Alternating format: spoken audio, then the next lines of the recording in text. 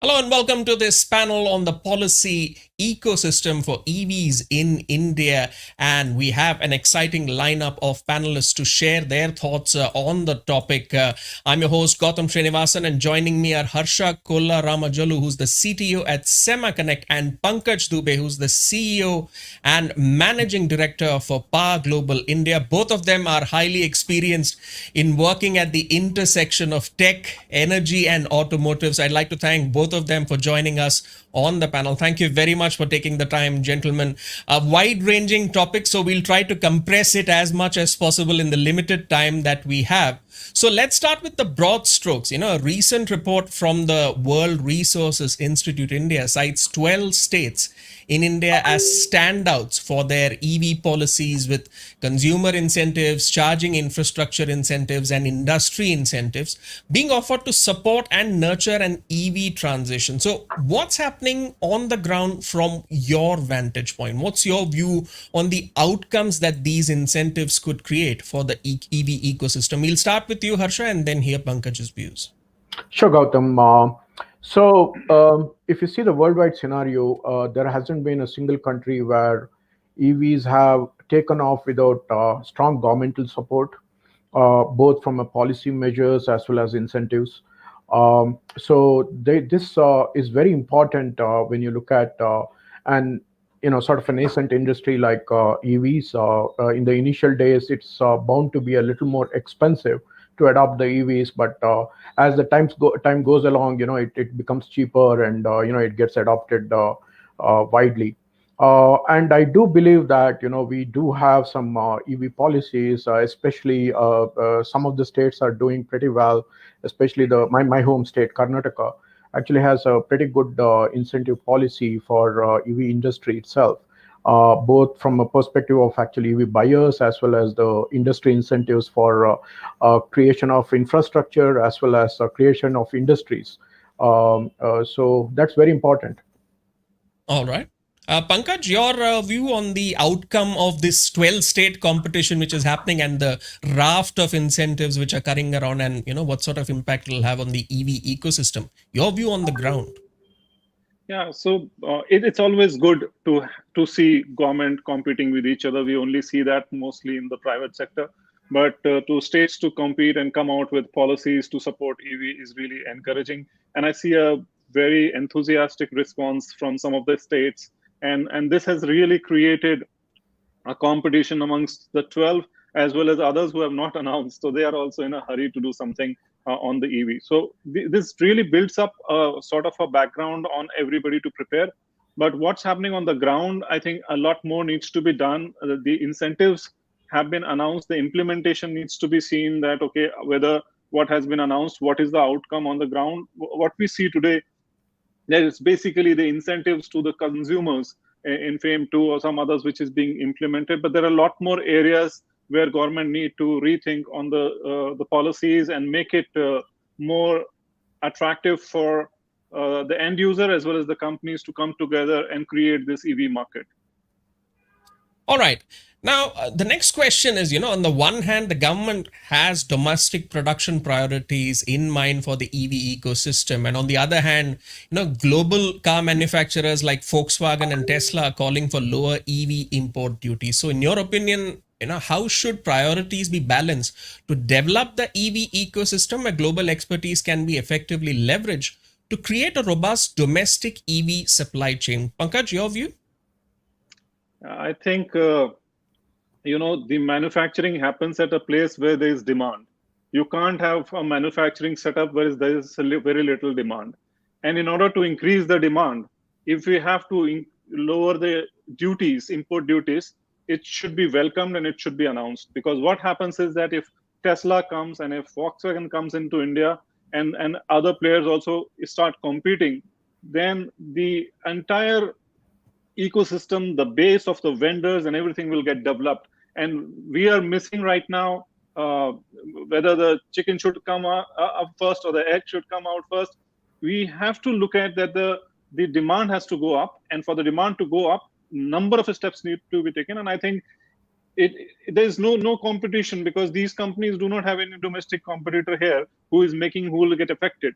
And the addition of Tesla and addition of Volkswagen is only going to create more demand in the country. And I think we must encourage that. We must do that in order to create facilitate the EV movement in the country. I still feel that if the government does that, it will act nothing less than a catalyst to the entire EV plans that India government has. All right, Harsha, your response to that? Yeah, look, I mean, if you look at this industry itself, can India manufacture electric vehicle on its own? We do have companies like Tata who have actually brought out a decent electric vehicle now, the Nexon. But having said that, if you see the cutting edge features within EV, as well as even in case of Tata, there is a big component of that car itself, which is imported. So there is no escaping imports in this particular technology. So we need to have sort of a differential treatment for EVs in the import policy. Otherwise, actually, we'll be shooting ourselves in the foot. All right. I would say, just to add, what a suggestion that the government can have a dual thing. They can say, okay, for 5 years there is like 5% or 0% import duty, and after 5 years you have to manufacture in the country. So some sort of that arrangement should be done for at least to build up this market. A special relaxation mechanism. Yeah, to add to that, I mean, to actually set up a car manufacturing plant, or to actually do a ground up manufacturing lineup over here, it would actually take a huge investment, and no company would be willing to do that kind of an investment without knowing how their products will take off in India. So at least in the initial phase, for a few, I mean, it need not be time bound. It could be saying that you can sell, say, about 10,000 cars at a reduced import duty. After that, you have to go to the regular regime. That also actually gives them the confidence that, okay, I mean, our products are acceptable here, it works over here. That also actually brings the latest technology to India as well. All right, that demand side problem is what I want to focus on there, and you could add it onto your views that you had, Pankaj, which is that like the broad targets. The Niti Aayog suggests that India could achieve 30% of EV penetration for private cars and 80% for 2 and 3 wheelers by 2030. But again, if I look at the sales numbers, right, FY21 sales, they show a contraction of the 2 and 3 wheeler EV segment on the back of the pandemic. Although EV passenger car sales did double sales, but from a low base. Now, considering pandemic still muting EV sales and a recovery based on demand that hinges on sustained stronger economic growth, do you think those targets can be met? And if sales don't go up quickly, how would that impact the broader ecosystem? Following up to what Harsha had said, Pankaj, what's your view on this? See, basically, when you study this plan that Niti Aayog has, there is nothing wrong in the making a plan, but what is required to do is to follow up with the actions which should match with the plan that we have. Now, if I see some of the policies that have come, now, if I see the total market in the country, the EV contribution today is like, for the old vehicles which are plying already on the door, almost like 99.67% is the fossil fuel vehicles, only a small 0.023% is electric. And even today, the contribution what we are doing every month is less than 1% in the universe of the market in India. So therefore, 99% is still fossil fuel being added. So under that circumstances, where there is a legacy of old vehicles and the fresh vehicles also are getting added of fossil fuel, which will have a life of 15 years as per the government of India policy, then how do you think that 80% vehicle in 30 years would be there? So there is only one policy which can really make it, and that is a retrofit kit policy, where it makes sense for the end users, for the people who have already bought the vehicle, who are riding right now, to get the retrofit kit, the way that we have seen in CNG and LPG kits. So we do that, and that makes a difference. And that may spur for the benefit, because why EV market is not taken off is because of a number of reasons. One, infrastructure is not there, good quality products are not there, and all of that is because of the cost targets, because of the the customers' expectations and the problems that they face if they buy an electric vehicle, the range issue, all that anxiety comes in. In order to solve all of these, the one thing that I would say that the government has to do is to figure out how we can increase the vehicles on the road, and for that retrofit is one policy. But when I see the FAME 1 and the FAME 2, in FAME 1 retrofit policy was there and there were incentives over there. In FAME 2 it has been removed.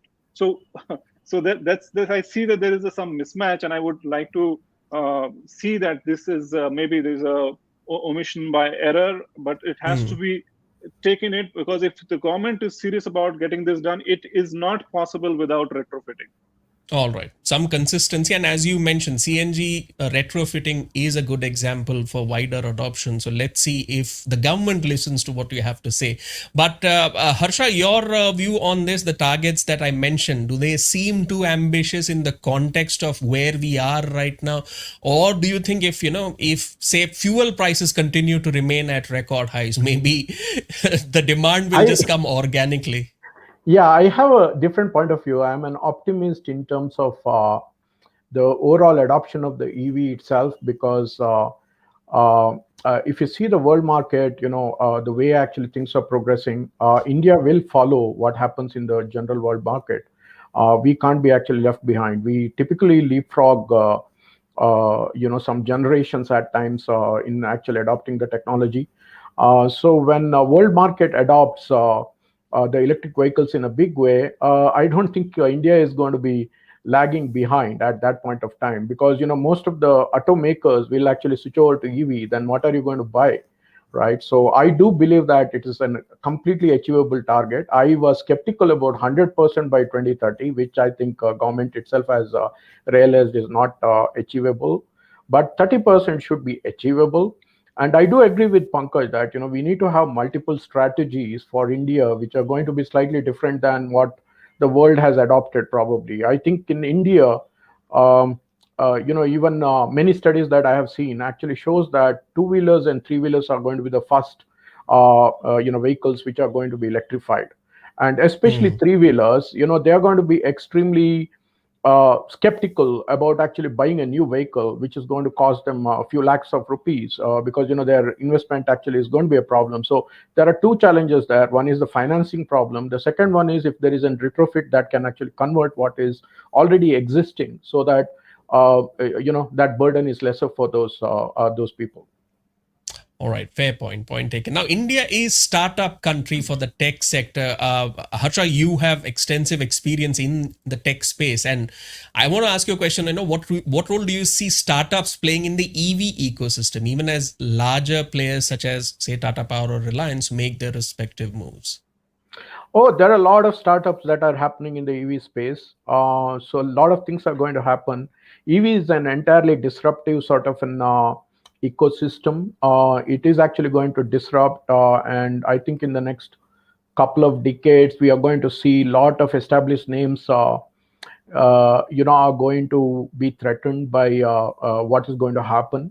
And whenever technology has come in, we started this company. Our company 11 years back in the charging space. At that time, also we were actually saying, what is an electric vehicle? It is basically a smartphone on wheels, right? It has a battery, it has complete tech over there. Okay, you actually just put the wheels and the motor, and you have a electric vehicle. So it is ripe for disruption in many ways. In fact, actually, some of those ways you won't even be able to imagine at times. Who would have thought that an complete startup would actually make an excellent product like Ather, right?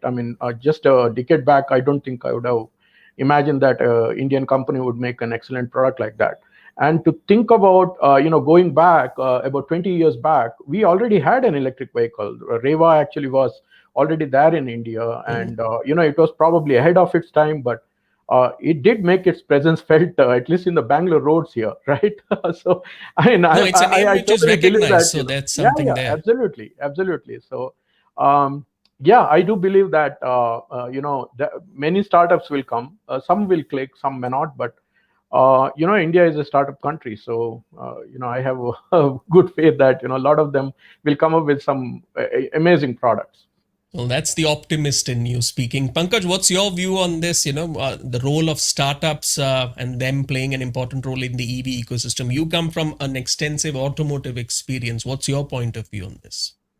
Yeah, I come from an extensive auto experience, leading some of the mass products, and now I'm into a startup. So I've led 3 startups as of now. So I see in the EV space, it is the startups are going to play a major role, and the disruption, as Harsha said, is going to come from them. We have seen this happening globally as well. People who have never been in automobile have come up with a plan and they have succeeded, because the kind of a technology that is needed today is in the EV space is very different from what it was in the automotive space. The number of parts, like in a vehicle, is like more than 500, 600, in some cases 1,000 plus, and in an EV is just less than 50. So the kind of investments that you need to do to make a traditional automobile and the investments that you need to do in an EV is very different, and a much lower volume you can start. And I have seen some of the very small startups, and they're doing pretty well in India itself. So I would see that, for the disruption, you would expect more startups to do that than the existing players. All right. For the disruption, wait and see what the startups do. Well, we will all be waiting and watching and seeing what's the new horizon going to be for the EV ecosystem as more interesting startups come in. But talking about the other side of the challenges, you've spoken about the demand side. From a supply side, the charging infrastructure challenge remains. Yesterday, in fact, I had a chat with Jyoti Malhotra of Volvo, who mentioned that a public-private partnership model could be the fastest way to develop the charging infrastructure in India. Considering only 1,800 EV charging stations were up, I guess, till March this year versus a projected need for 4 lakh stations by 2026. Harsha, given your experience at Semiconnect, your view on this and any suggestions of best practices for the PPP model to work in meeting that target? Sure, Gautam. So charging infrastructure is capital intensive.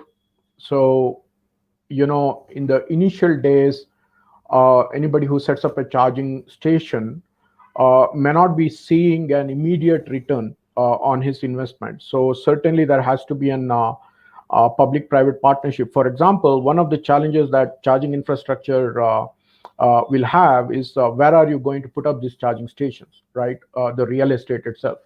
I know of people, in the sense industry friends, who have told that they wanted to put up some charging network, but actually they have to pay rent for the parking space where actually they have to put up this charging station. So it is going to actually cost you a monthly amount, both for the parking slot as well as actually the power that you're going to consume. And then you have to wait for someone to come and charge. So it is going to be a chicken and egg problem. So there has to be something that actually allows the government to actually provide that space. So if the space is available, then probably there are many people who can actually do charging as a service. In a sense, they can actually set up the charging stations and provide the service and actually make their service fee over that, right? So that is very important. But there is also the other aspect, which is financing this entire thing. So currently, I don't think many banks would actually give you a loan if you said that I'm going to set up a charging business. So give me a few crores of rupees. They may not actually entertain you at all. So that needs to be addressed, and government certainly can play a role there. All right. And also broadening that conversation, I was reading a report about the US market, and they said that, the solar market in the US has a lot of lessons to hold for the EV market, where they say that there's a lot of interagency coordination now within the solar market, which helps realize a lot of positive outcomes. Do you think somewhere a conversation around that also needs to be necessary? Because whenever we talk about public-private partnership, there's only one aspect that we talk about. But as you said, there's going to be zoning coming in. There's going to be other aspects when you need approvals. Plus, as you mentioned, banking, finance. So there's a whole lot of factors at play here. What's your view, Harsha? Yeah, that's absolutely true. Because, some innovative financing is what actually solved the problem for solar industry in US, right? So actually, if you see how the solar works in US nowadays, if you're putting a rooftop solar, you don't have to invest anything. Somebody will actually take care of that for you. I mean, they will do the investment. They'll put up the solar units on top of your home, and all you need to do is actually enter into an agreement which actually says that you're going to buy the power generated by those solar units, um, for your own consumption at a prefixed price, whatever price that you're currently paying to your utility, right? So over a period of 10-15 years, he recovers the money anyway, right? So there are actually models that are emerging, which are very innovative financial models. We need those kind of models for charging infrastructure as well in India. I do believe that the old PCO model, public call office model, that we used to have, prior to mobile phones, is something that is going to develop in India, especially for two-wheelers and three-wheelers. That is going to be absolutely necessary. So it's going to happen. All right. Pankaj, from a mass segment perspective, public transportation perspective, is say a hybrid model of EV charging stations and a battery swap network the answer to broadening the reach of EVs outside of major cities of tier 2 or tier 3 areas?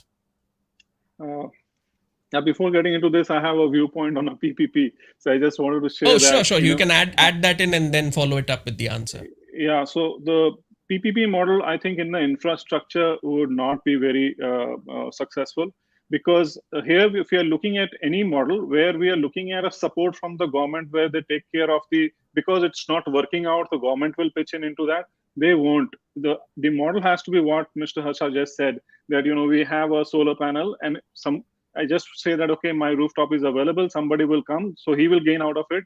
The customer who's allowing it is gaining out of it. He gets a free access to the energy. And so it works out. But the moment it is like, because it's not working out, somebody comes in, it's not going to happen. To me, the PPP should happen in the cell manufacturing, because that is where the big problem is. That is where the big investment has to happen. That is where India would be always dependent upon import till the time that we have a strong player into the cell manufacturing. And I would say that is where government should get into, and that will build up a huge infrastructure, and that is where they should invest, and that is where the imports will get reduced, and it will be local manufacturing cells are available. It will be a big boost to the entire industry.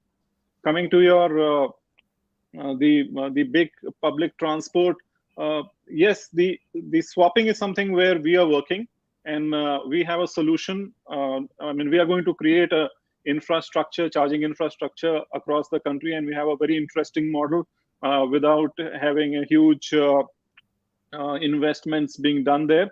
A smart infrastructure we'll be doing, but that is basically necessity for a swapping, because if you are moving around from one place to another to stop and charge, it may take time, and the infrastructure again required would be big.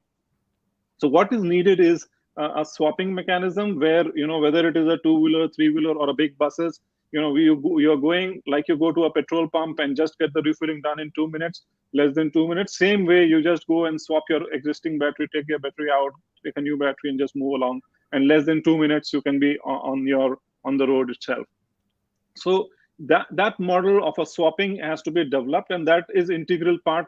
And we have to get that technology going in India. Right now, most of the solutions that we have is non-swappable. It is mostly fixed batteries.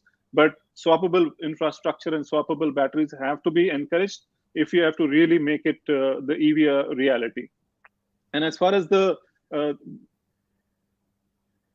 I can't hear you. Sorry, just to repeat that. So the hybrid model is what you see as the way forward, because charging infrastructure challenges do remain, and there is a swapping network which also needs to be developed. But if both of them are developed side by side, do you think it broadens the reach of EVs out of major cities to tier 2, tier 3 areas? I am not a firm. I don't encourage hybrid at all. Hybrid means that we are not confident about EV.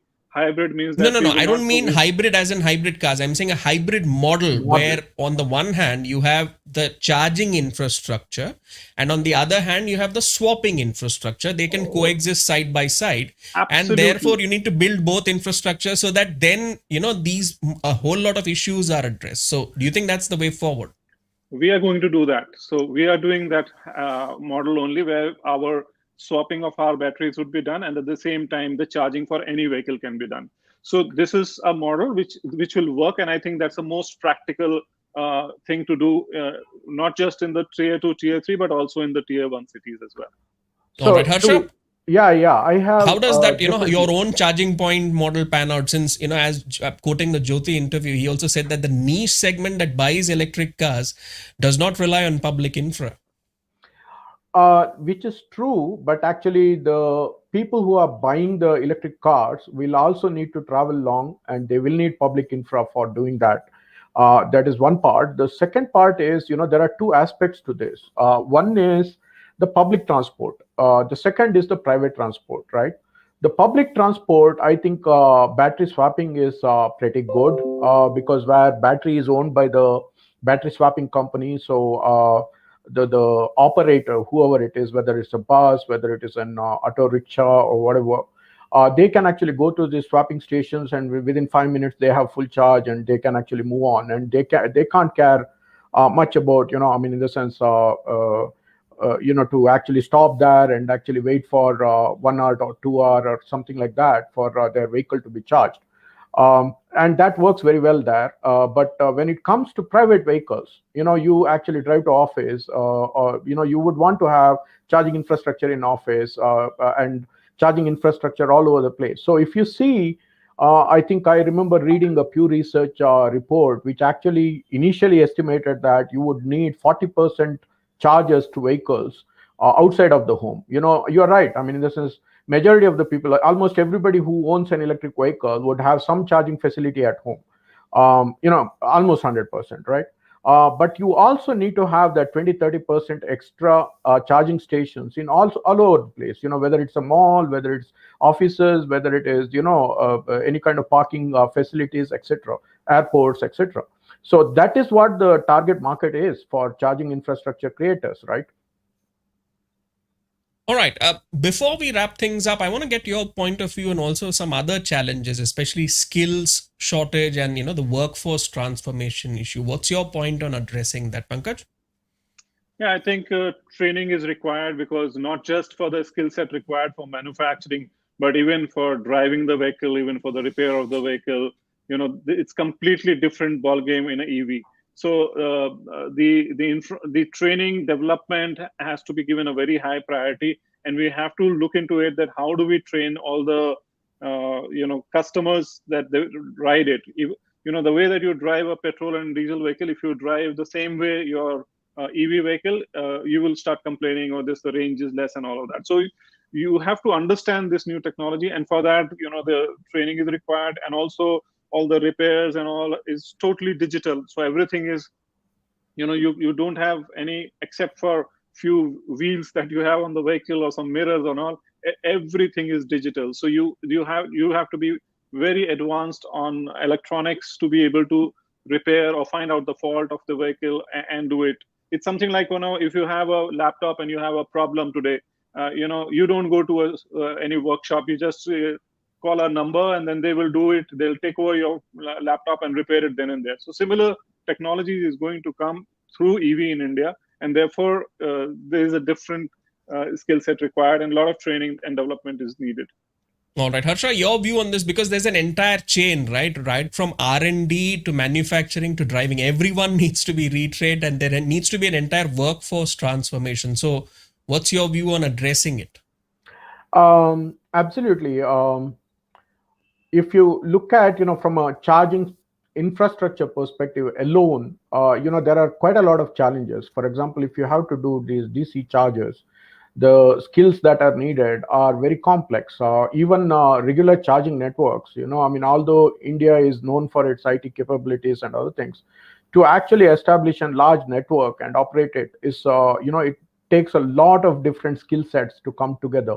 So you need to make a safe charging station first. Then actually you need to have a 24/7 connectivity to the internet through some kind of a LTE network or through Wi-Fi or whatever, so that you could operate it, so that a driver can go authenticate, charge and pay for whatever he has consumed, etc. So something like that actually needs quite a lot of, because there are various standards that actually are in use worldwide. You need to actually learn that, there aren't many people who are actually well versed with those technologies, the protocols, etc. So those are the training that are needed, and it takes a while for somebody to get a hang of it. So yeah, I mean, there is a training challenge, and if you see the other part of it, in fact, actually there hasn't been any sort of safety certification processes in India. But now actually they are trying to bring in, ARAI is now doing it. But actually that is a other aspect of it, because in US, from the first year of our sales, we had to actually get it certified for safety with the UL standards that were there for safety. But here actually there weren't anything in the last 3-4 years. Actually, it wasn't necessary for you to certify your product before you actually install it on the ground. So and also various other aspects of how to actually build high capacity power electronics. For example, it's not an usual skill. It is not done. I mean, it is available. It's not that it's not available. To sort of purpose fit that into this particular domain is what is needed. All right, let's bring this all together to a forward-looking statement, which I'll ask the both of you to wrap the conversation up, which is that when EVs become more mainstream in the Indian market, what changes do you foresee it enabling in the entire automobile ecosystems, from, say, dealership models to business models? How will things change? Pankaj, we'll come to you first and then Harsha. Pankaj, I believe you're on mute. If you could unmute yourself. I'm sorry. Yeah, from a dealership perspective, there'll be a big change because the requirement on the workshop would come down dramatically. The kind of because of the number of parts being reduced, so the kind of the vehicle reporting that will happen in their workshop will come down. So that necessarily they have to reduce the workshop area probably, and they have to be more adaptable to the change and do repairs and advices to the customers on through telecom and through video call and web calls. So those are the things that will need to be encouraged at the dealership level.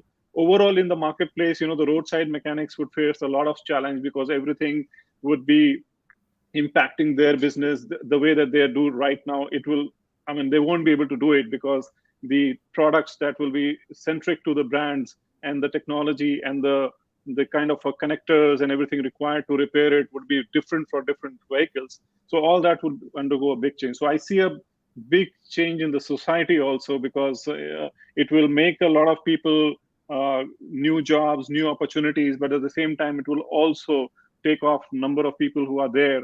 Till the time that the old vehicles are there, they can sustain. But after that, they have to look for new opportunities, and Government of India will have to think on that what opportunities and what skill set we provide so that they can also be turned into the mainstream. All right, Harsha, your summary statement on what happens, how do things change from dealership models to business models? We are already hearing ABB say tying up with an Audi to provide an end-to-end solution. So how will things change for the structure of the automobile ecosystem? Yeah, I am not too sure about how the dealership model will change, because that's not exactly my area of expertise. So probably, it may change somewhat because the skill sets needed are different. So they may actually have to change it. But I still believe that the dealerships are still needed. The service centers are needed, because your problem is not going to be gone, just because electric vehicles are there. It is going to be reduced, but it's not going to be gone. You are still You think going to what have Tesla did can't be replicated here? The direct to customer model. I meant it from a dealership model from that perspective, right? That the car manufacturer directly sells it to the customer without, say, involving a dealership. Do you think such kind of things might happen here? You could actually sell it to the customer, but you still need to have a point of contact where you are actually delivering it, where you are servicing it. You're not going to go away. I own 2 electric vehicles, right? So I have been actually using them. You do need periodic services. It is not like, it is completely service free, not as frequently as the fossil fuel vehicles, but you still need them, right? So one of the things that actually I see happening, one of the primary difference that I see as a EV driver is that, the habitual chain that you have of actually going and filling your gas, your petrol once a week or something like that. to what is called as sipping, which is every day I actually top up every day my battery, right? So wherever I get the opportunity, whether it's at home, whether it's at office, I always top up so that I have my battery full, right? So that is going to be an attitude change. It is almost like charging your mobile phone. You charge it every day. You're not going to actually have a mobile phone that is going to work for you. You fill it up, and then 1 week or 10 days, you're not going to actually recharge it again, kind of a thing.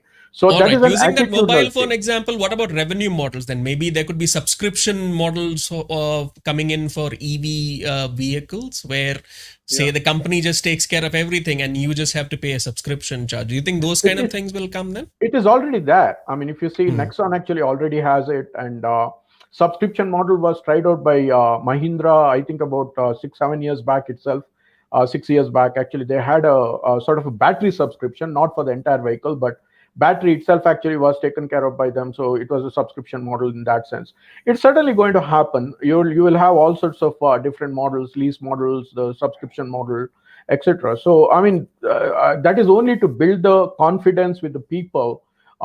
Instead of owning it, you could go with this model, kind of a thing. But uh, overall, actually, what will happen is over a period of time, people will realize that this technology is not bad, because EVs got a bad name initially because they used to use these lead acid batteries, which used to die every 2-3 years. And that there were some bad names because of that. I mean, sort of a bad reputation for EVs because of that.